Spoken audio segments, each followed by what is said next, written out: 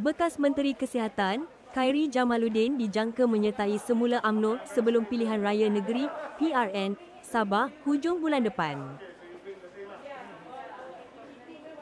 Sumber berkata bekas ahli Parlimen Rembau itu yang kini menjadi penyampai radio di Hot FM sudah mendapat restu pimpinan tertinggi UMNO khususnya Presiden Datuk Seri Dr. Ahmad Zahid Hamidi untuk kembali ke pangkuan parti itu.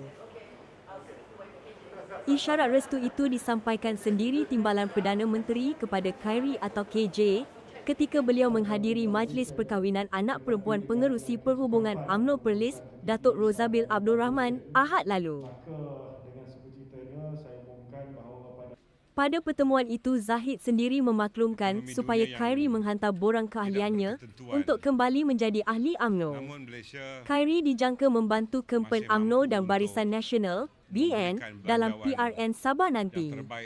Ini memandangkan sebahagian calon yang bakal ditampilkan parti nanti adalah seusia dan rakan-rakan politiknya, katanya.